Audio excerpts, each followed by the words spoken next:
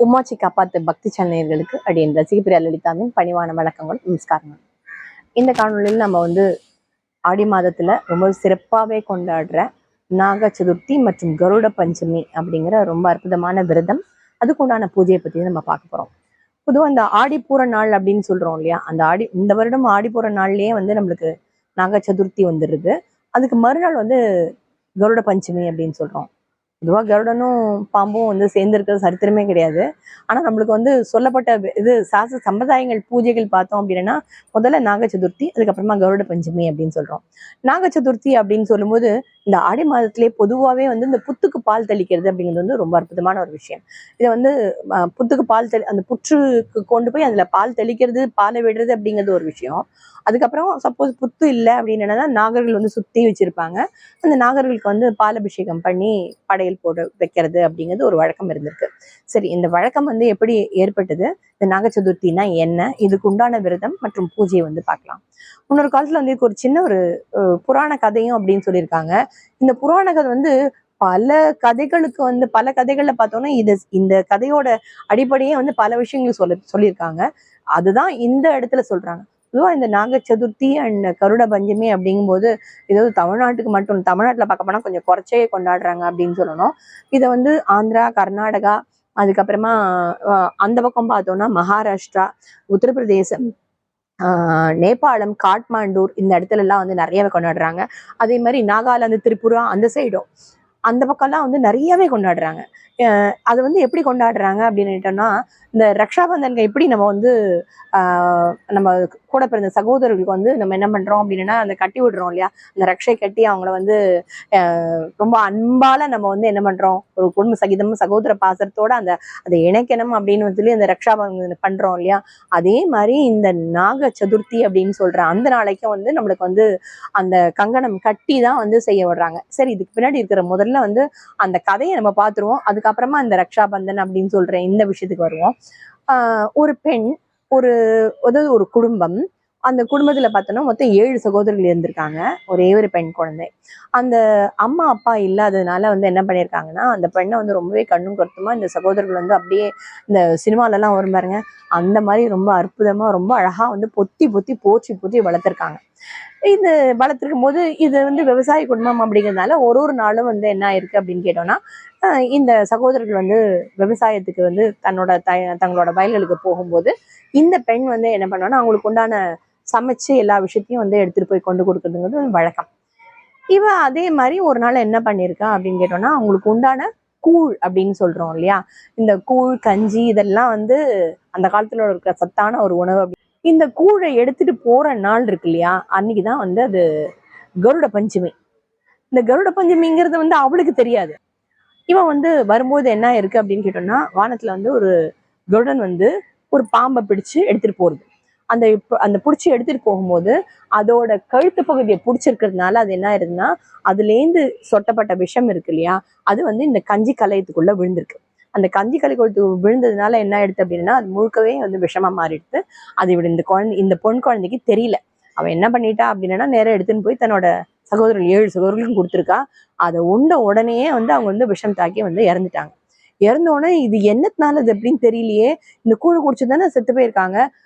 இப்படி நம்ம நம்மளே இந்த நம்ம எல்லாரையும் நம்ம சகோதரர்களும் நம்ம தான் சாகடிச்சிட்டோம் அப்படிங்கிற ஒரு ஒரு நிலைக்கு வந்ததுனால என்ன எடுத்து அப்படின்னு கேட்டோம்னா, இவ தானுமே என்ன பண்ணிட்டான்னா, அவங்க எல்லாம் போனதுக்கு அப்புறம் எனக்கு வாழ்க்கை அப்படிங்கிற குற்ற உணர்ச்சி இல்லவே நானும் இந்த பூமியில இருக்கிறதுக்கு லாய்க்கு இல்லை, ஆனா நானும் என்னோட உயிரை மாச்சுக்கிறேன் அப்படின்னு சொல்லிட்டு தன்னோட உயிரை விடும்போது அப்போ என்ன ஆகுது அப்படின்னு கேட்டோம்னா, ஒரு தம்பதிகள், வயதான தம்பதிகள் வராங்க.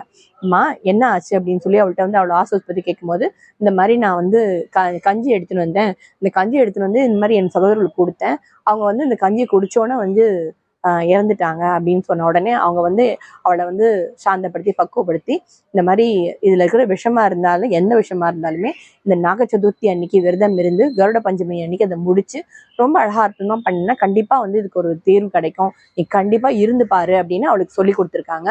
அந்த மாதிரி அதை முறைப்படி என்ன பண்ணிருக்கா அப்படின்னா, அந்த நாக சதுர்த்தி அன்னைக்கு அவள் செஞ்சிருக்கா, விரதம் இருந்து செஞ்சிருக்கா.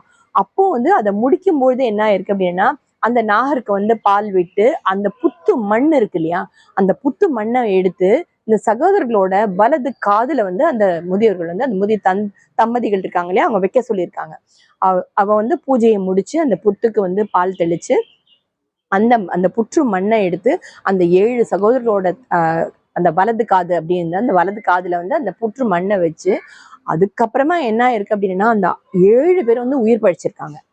இது உயிர் பழிச்சோன்னா அவளுக்கு வந்து என்ன ஆயிடுச்சு அப்படின்னு கேட்டோம்னா, தான் பாக்குறது நிஜமாவே கனவா நினைவா அப்படின்னு சொல்றோமே, கதையெல்லாம் நிஜம்னு அத்தனை பேர் வந்து உயிர் பழிச்சிட்டாங்க. அப்படிங்கும்போது அந்த நாக சதுர்த்தி, அந்த கருட பஞ்சமி அப்படின்னு சொல்ற அந்த நாள்ல வந்து அவ மூலமா வந்து என்ன இருக்கு அப்படின்னா மற்றவர்களுக்கும் வந்து அது பரவி இந்த மாதிரி ஒரு விஷயம் நடந்திருக்கு. அதனாலதான் நான் ஆரம்பத்திலேயே சொன்னேன், இந்த நாகாலாந்து, திரிபுரா அந்த மாதிரி வடக்கு மாநிலங்கள்ல என்ன பண்ணுவாங்க அப்படின்னா அன்றைய தினம் வந்து வீட்டு வாசல்லையே அந்த பாம்பு படத்தை வந்து வச்சு அதை வந்து ஓவியமா வரைஞ்சு அதுக்கு வந்து பூஜை பண்ணுது. நம்ம பக்கத்துலயும் தமிழ்நாட்டு பக்கத்துலயும் பாத்தீங்க அப்படின்னா இந்த நாக சதுர்த்திக்கு என்ன பண்ணுவாங்கன்னா வாசல்ல வந்து நாகத்தை வந்து அழகா கோலமா போட்டு அதுக்கு வந்து எப்போதும் போல அந்த மஞ்சள் குங்குமம் எல்லாம் வச்சு அதுக்கு பூ வச்சு வழிபடுறதா வழக்கம். தமிழ்நாட்டுல பார்த்தோம் அப்படின்னு கேட்டோம்னா அந்த நாக சதுர்த்தி அன்னைக்கு என்ன பண்ணுவாங்க அப்படின்னா அதாவது அதுக்கு ஒரு ரக்ஷன்னு சொல்றோம். இப்ப அந்த பொண்ணு என்ன பண்ணா அப்படின்னு கேட்டோம்னா அந்த சகோதரருக்காக வேண்டி 7 முடிச்சு கொண்ட ஒரு ரக்ஷையை கட்டி தான் அந்த விரதம் செஞ்சு எல்லாம் பண்ணா. அதே மாதிரி நம்மள இங்கேயும் என்ன பழக்கம் இருக்கு அப்படின்னா அந்த 7 முடிச்சு கொண்ட அந்த கங்கணத்தை வந்து கட்டி தான் அந்த விரதம் இருக்கிற முறைய சொல்லியிருக்காங்க. அன்றைய தினம் என்ன பண்ணுவாங்க அப்படின்னா பால் சம்பந்தமான பொருட்கள்ல வந்து அந்த நெய்வேத்தியம் பண்றது அப்படின்னு எலுமிச்சை சாதம் பண்ணி, எலுமிச்சை சாதம்ங்கிறது சொல்லியிருக்காங்க. அந்த எலுமிச்சை சாதம் அப்படி அதுக்கு வந்து ஹரித்ரா அன்னம்னு பேரு அந்த எலுமிச்சை சாதத்துக்கு. அந்த ஹரித்ரா அன்னம் பண்ணி நெய்வேத்தியம் பண்றது அப்படிங்கிறது இன்னைக்குமே வந்து வழக்கத்துல இருக்கு. இது வந்து நாக சதுர்த்தியோட ஒரு சிறப்பான வந்து ஒரு பூஜை அப்படின்னு சொல்லணும். நாக சதுர்த்தியும் கருட பஞ்சமியும் நம்ம வந்து எதுக்காக கொண்டாடுறோம் அப்படின்னு கேட்டோம்னா குடும்பத்துல வந்து இந்த நிறைய பேருக்கு பார்த்தோம்னா ஜாதக ரீதியா பார்த்தோம் அப்படின்னா நாகதோஷம் அப்படிங்கிறது நிறைய இருக்கு. அந்த நாகதோஷத்தினால என்ன பண்ணுறது அப்படின்னா திருமண தடை இருக்கும்பாங்க. அதுக்கப்புறமா குழந்தை பிறக்காம இருக்கு அப்படின்னு சொல்றாங்க இல்லையா. இந்த 2 விஷயத்துக்கும் வந்து இந்த நாக சதுர்த்தி அந்த கருட பஞ்சமியை வந்து சார்ந்து அதுக்கு உண்டான பூஜைகள் பண்ணினோம் அப்படின்னா கண்டிப்பா நம்மளுக்கு நிவர்த்தி கிடைக்கும் அப்படின்னு. பொதுவாகவே இந்த நாக சதுர்த்தி கருட பஞ்சமி அப்படின்னு சொல்றோம். நாக சதுர்த்தி அப்படிங்கிறது வந்து குடும்பத்துல வந்து நாகதோஷம், இப்ப நம்ம வந்து அந்த பெண் வந்து தன்னோட 7 சகோதரர்களையும் வந்து உயிர் பிடிச்சிருக்கா அப்படிங்கும்போது அப்ப அந்த நாக சதுர்த்திக்கு உண்டான ஒரு சிறப்புங்கிறது வந்து எவ்வளவு தூரத்துக்கு ஒரு உயிரையே வந்து இறந்த உயிரை திருப்பி மீட்டு கொண்டு கொடுத்துருக்கா அப்படின்னு பார்த்தோம். அப்படி ஒரு முக்கியத்துவம் வாய்ந்த ஒரு விஷயம். அப்ப அதே மாதிரி என்னன்னா ஒவ்வொருத்தருக்கும் ஏன் வந்து இந்த நாக சதுர்த்திக்கு வந்து இவ்வளவு இம்பார்ட்டன்ஸ் கொடுத்து நம்ம கொண்டாடுறோம் அப்படின்னா இதுல இந்த குடும்பத்திலேயே நாகதோஷம் இருந்தாலும் சரி, குடும்பத்துல வந்து அந்த ஜாதக ரீதியா வந்து எந்த நாகதோஷம் இருந்தாலும் சரி, திருமண தடையா இருந்தாலும் சரி, எஸ்பெஷலி வந்து அண்டர்லைன் பண்ணி சொல்ற விஷயமா இருந்ததுன்னா இந்த குழந்தைகள் பிறக்காம இருக்கிறது அப்படின்னு சொல்றோம் இல்லையா. ஒரு குழந்தை அப்படிங்கும் போதே அதுக்கு உடனே என்ன பண்ணுவாங்கன்னா 5வது ஸ்தானத்துல வந்து பாம்பு கிரகங்கள் இருக்காங்க பார்ப்பாங்க. பொதுவா பாம்பு அப்படிங்கிறது வந்து என்ன விஷயமா இருக்கும், முட்டை அப்படின்னு சொல்றேன். பாம்பு வந்து முட்டை இந்த கருமுட்டைங்கிறது எந்த இடத்துக்கு சம்மந்தப்பட்டதுன்னா 5ஆம் இடம்னு சொல்றோம். ஒரு ஜாதகருக்கு 5ஆம் இடம் அப்படின்னு சொல்றோம். அந்த 5ஆம் இடத்துல இருக்கிறது வந்து ரொம்ப அழகா அந்த ராகு கேதுவோ இல்ல ஒரு இதான் சர்ப்பகிரகங்கள் இருக்கும்போது அதுதான் வந்து என்ன ஆகுது அப்படின்னு கேட்டோம்னா இந்த குழந்தை பிறப்புக்கு தடையா இருக்கு அப்படின்னு சொல்றோம். அந்த குழந்தை பிறப்புக்கு தடையா இருக்கிற அந்த விஷயத்த நம்ம வெளியில எடுக்கணும்னா இந்த நாக சதுர்த்தி மாதிரி ஒரு அற்புதமான நாள் கிடைக்கும் போது இந்த விரதத்தை பண்ணி அதுக்கு உண்டான நேம நிஷ்டையோட அந்த விரதத்தையும் பூஜையும் பண்ணோம்னா கை மேல பலன் கிடைக்கும். அடுத்ததா இப்ப கருட பஞ்சமி பத்தி பார்க்கலாம். பொதுவாகவே இந்த நாக வழிபாடு அதுக்கு உண்டான விரதங்கள் பூஜைகள்லாம் பார்த்தோம் அப்படின்னா இது ஏதோ இந்த நாளுக்கு மட்டும் அப்படின்னு இல்லை. நம்மளோட புராணங்கள்னு எடுத்தணும் அப்படின்னு கேட்டோம்னா அக்னி புராணம், ஸ்காந்த புராணம், கருட புராணம், அப்புறம் மகாபாரதம், இதுக்கெல்லாம் அது அத்தனையிலுமே பார்த்தோம் அப்படின்னா இந்த நாக பூஜை, நாக வழிபாடு, நாகங்களை பத்தின குறிப்புகள் பார்த்தோம்னா நிறையவே இருக்கு. பொதுவா நாகலோகம் அப்படின்னு சொல்றோம். நாகத்துக்குன்னு தனியா உலகமே இருக்கு. நம்ம எப்படி பூமியில வந்து மனிதர்கள் வாழக்கூடிய ஒரு உலகமா இருக்கோ நாகர்களுக்குன்னு ரொம்ப அற்புதமான ஒரு அந்த உலகம் தான் நாகலோகம் அப்படின்னு சொல்றோம். ஏன் இதெல்லாம் விட உங்களுக்கே நல்லா தெரியும். கிருஷ்ணனுக்கு வந்து அப்படின்னு பார்த்தோம்னா அவர் அழகா அந்த இதுல காளிய நர்தனம் அப்படின்னு சொல்லி இது எவ்வளவு பெரிய விஷயம். இது அந்த காளியன் அப்படிங்கிற அந்த பாம்பை வந்து அவர் செஞ்ச தப்ப அவருக்கு சொல்லி எடுத்துதானே அவர் மேல காளியன் மேலதானே நர்தனம் ஆடினதா காளிய நர்தனம் வந்து நம்ம அப்படியே பெருமையா புகழா சொல்லி நம்ம வந்து நடனத்தையும் சரி பாட்டுலையும் சரி பாடுறோம் இல்லையா. இப்படி நாகர்களுக்கும் நம்மளோட வாழ்வியலுக்கும் பார்த்தோம்னா நிறையவே சம்பந்தம் இருக்கு அப்படின்னு சொல்றோம். அது மட்டும் இல்ல, நாகங்கள் எல்லாமே பேசும் நாகங்களாவே இருந்திருக்கு. இந்த பேசும் நாகங்கள் அப்படிங்கும்போது நாக உலகம் அப்படின்னு சொன்னா அந்த உலகத்துக்கு உண்டான ஒரு இறைவன் இறைவி அப்படின்னு எடுத்திருப்பாங்க இல்லையா. அப்போ அந்த இறைவன் இறைவி அது யாரு டாப் லிஸ்ட்ல இருக்கான்னா தக்ஷகன் அப்படிங்கிற அந்த ராஜா பாம்பு அப்படின்னா. இந்த தக்ஷகன் அப்படிங்கிற அந்த பாம்பு சம்பந்தப்பட்ட விஷயத்த சம்மந்தப்படுத்தி தான் இந்த கருட பஞ்சமி அப்படிங்கிற ஒரு அற்புதமான இந்த நாளை வந்து கொண்டாடுறாங்க. இதோட சாராம்சத்தை மட்டும் இப்ப பார்க்கலாம். மகாபாரத இதிகாசத்துல ஆஸ்திக முனிவர் ஜனமேஜய மன்னரை வந்து பலியிடுறதை தடுத்து கடைசியில இந்த பாம்பு இனத்தை முற்றிலுமாக அழிக்க இந்த சர்ப்ப சாஸ்திரம் அப்படின்னு சொல்ற அந்த பாம்பை வந்து அழிக்கிறதுக்கு உண்டான ஒரு யாகம். அந்த யாகத்துல வந்து என்ன பண்றாரு அப்படின்னு கேட்டோம்னா, பாம்புகளோட மன்னரான தக்ஷனால கொல்லப்பட்ட தன்னோட தந்தை பரீட்சித்தரோட மரணத்துக்கு வந்து பழி வாங்கறதுக்காக என்ன பண்றாருன்னா இந்த யாகத்தை நடத்துறாரு. இந்த சர்ப்ப யாகம் அப்படிங்கிற நடத்துறாரு. அதுல இந்த உலகத்துல இருக்கிற அத்தனை பாம்புகளையுமே அதுல வந்து பலியிட்டு அந்த தன்னோட அப்பாவை வந்து கொன்னதுக்கு வந்து பழி வாங்கறதாக செஞ்சாங்க. அந்த யாகத்தை நிறுத்தியே ஆகணும். ஏன்னா இந்த தக்ஷகன்கிற பாம்பு மட்டும்தானே அந்த விஷயத்தை செஞ்சது. எந்த ஒரு நாகத்து மூலமா அது வந்து இந்த விஷயம் நடந்ததோ அந்த நாகத்தை மட்டும் பழி வாங்கினா போருமே. எல்லா நாகங்களையும் பழி வாங்க வேண்டிய அவசியம் இல்லை இல்லையா. அதனால வந்து இந்த யாகத்தை வந்து தடுத்து நிறுத்துறதுக்காக ரொம்பவே முற்படுறாங்க. அந்த யாகத்தை தடுத்து நிறுத்தினால்தான் இந்த ஸ்ராவண மாதத்தோட சுக்லபக்ஷ பஞ்சமி நாள்.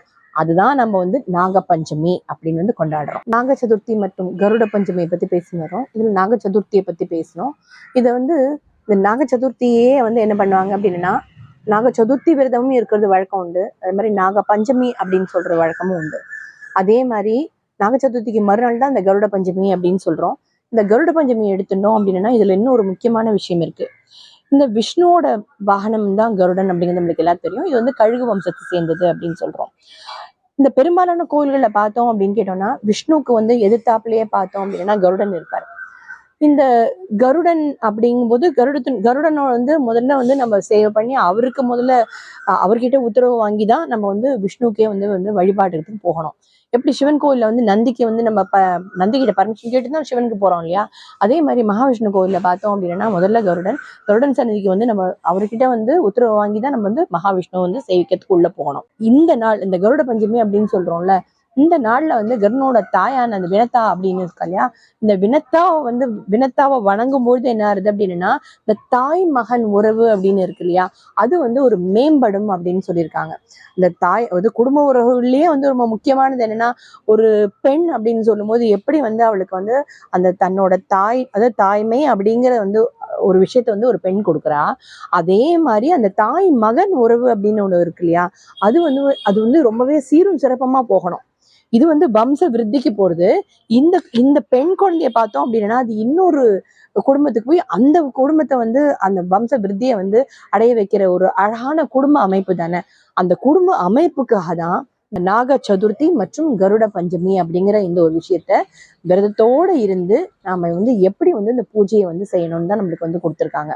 அதனால கண்டிப்பா இந்த வந்து சதுர்த்தியும் சரி கருட பஞ்சமியும் நீங்க மிஸ் பண்ணிடாம ஆடி போற நாள்ல வருது நாக சதுர்த்தி, அதுக்கு மறுநாள்ல வருது கருட பஞ்சமி. இந்த 2 நாள்லயும் அற்புதமா கொண்டாடி நாக தோஷமா இருந்தாலும் சரி, குடும்ப ஒற்றுமை, அப்புறம் வந்து திருமண தடை, இது எல்லாவற்றையும் வந்து நம்ம வந்து என்ன பண்ணலாம் அப்படின்னா நிவர்த்தி பண்ணி நம்மளோட குடும்பத்தை சுபிக்ஷமா வரவழைச்சுக்கலாம். மீண்டும் அடுத்த காணொலி சந்திக்கும் வரை உங்களிருந்து விடைபெறுவது உங்கள் ரசிக பேரலலிதா. நன்றி, நமஸ்காரம்.